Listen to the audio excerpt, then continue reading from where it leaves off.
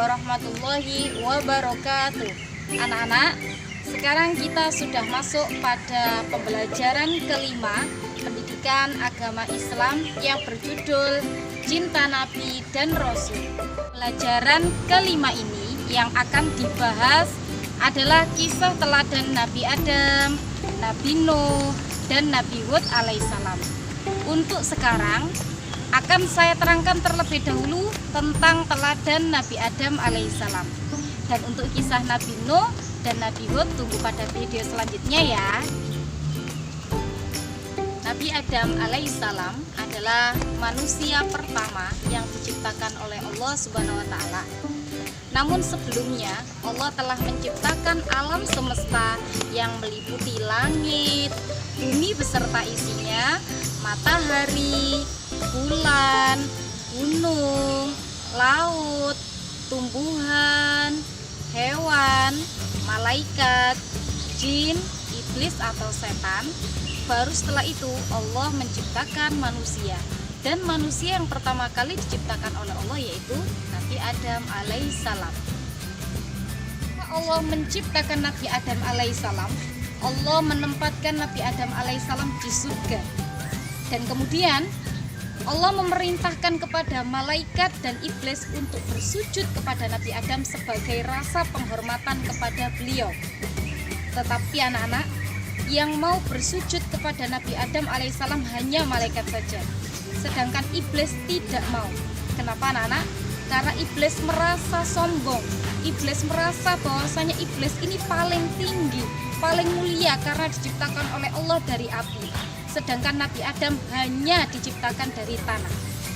Kemudian Allah murka kepada iblis dan menghukum iblis akan dihukum di neraka selama-lamanya.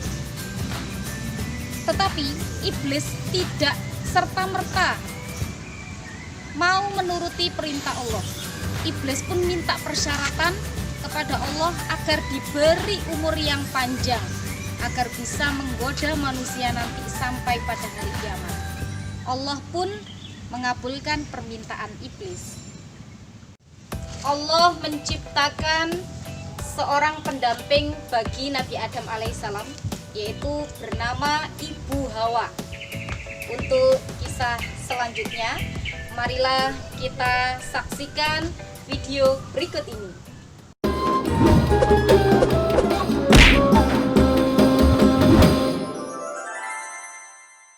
Kisah Nabi Adam alaihi salam. Setelah Allah menciptakan alam raya dan menyempurnakannya, bumi telah menjadi hijau, dipenuhi hutan belantara. Lautan membentang, danau-danau dan sungai-sungai yang panjang, hewan-hewan pun telah berkembang biak di dalamnya. Sementara itu di surga, Allah mengumpulkan para malaikat dan berfirman, "Sesungguhnya aku hendak menjadikan khalifah di muka bumi." Para malaikat bertanya, "Apakah engkau hendak menjadikan orang yang merusak dan menumpahkan darah di sana, sedangkan kami bertasbih memujimu dan mensucikan namamu?" Allah berfirman, "Aku mengetahui apa yang tidak kamu ketahui."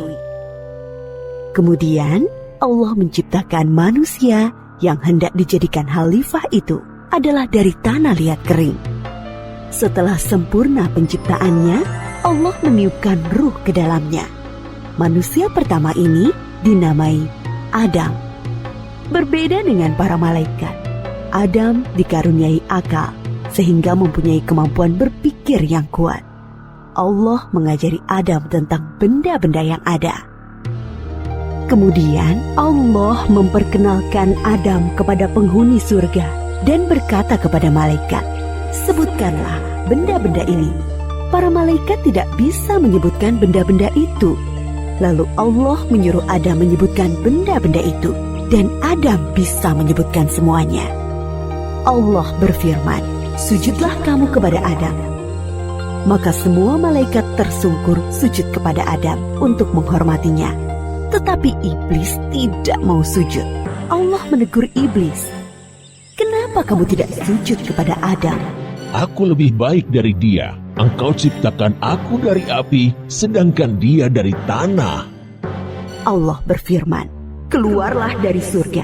Kamu terkutuk dan terlaknat sampai hari kiamat. Iblis lalu berkata, Ya Robbi, berilah saya umur panjang sampai hari kiamat, dan aku akan menggoda dan menyesatkan semua manusia, kecuali hamba-hambamu yang ikhlas di antara mereka. Allah berfirman, kamu diberi umur panjang sampai hari yang ditentukan. Sesungguhnya kamu tidak bisa menjerumuskan hamba-hambaku. Yang mengikutimu hanya orang-orang yang sesat.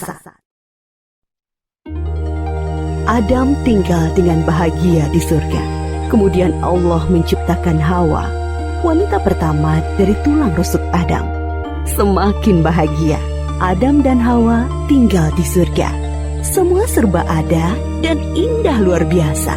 Makanan lezat berlimpah, baju beraneka dan indah, istana megah, sangat nyaman untuk tempat tinggal. Mereka bebas berjalan-jalan ke seluruh penjuru surga yang teramat luas dan indah. Allah hanya melarang mereka berdua mendekati sebatang pohon.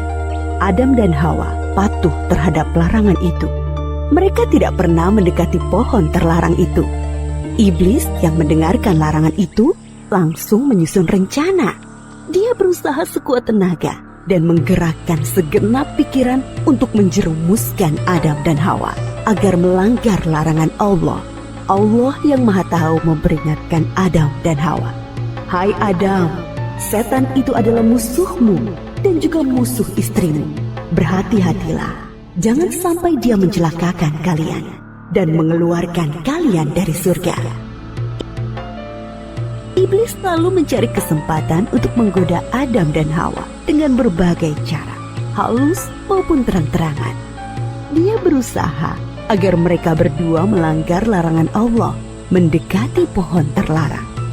Iblis berkali-kali membujuk mereka dengan bersumpah bahwa dia hanya menginginkan kebaikan dengan kebahagiaan Adam dan Hawa.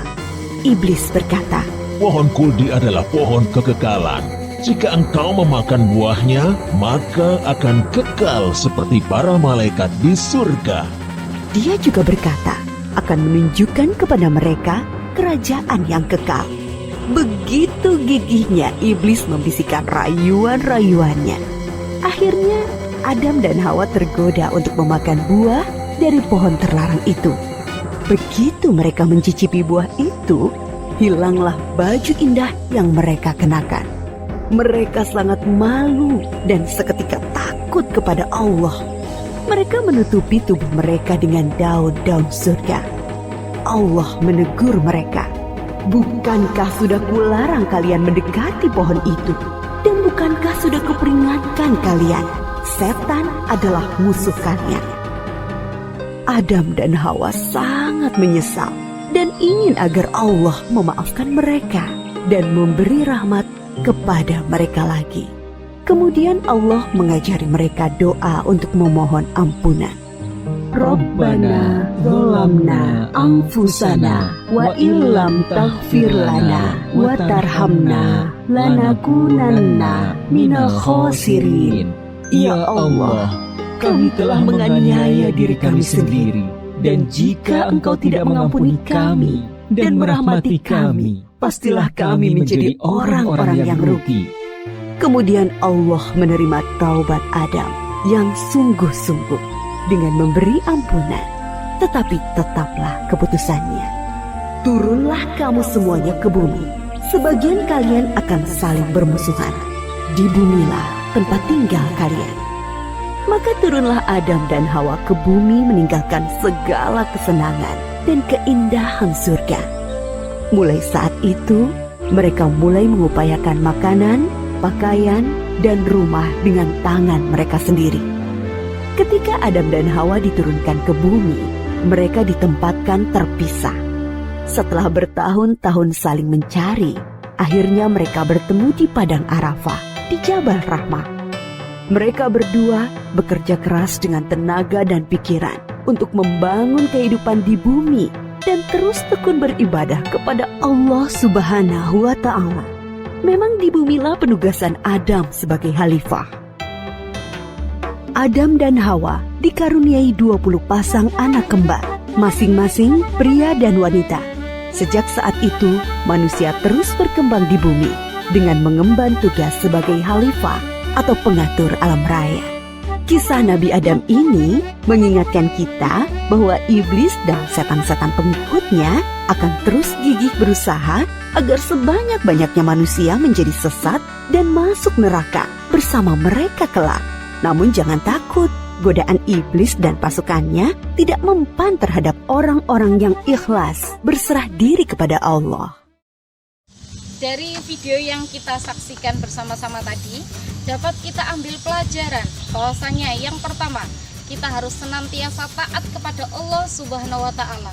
Kalau kita lihat video tadi ya anak-anak, bahwasanya Nabi Adam dan Ibu Hawa ini tergoda oleh godaan iblis, yaitu memakan buah yang dilarang oleh Allah, yaitu buah khuldi, menyebabkan Allah murka, dan akhirnya Nabi Adam dan Ibu Hawa ini diturunkan oleh Allah dari surga ke dunia.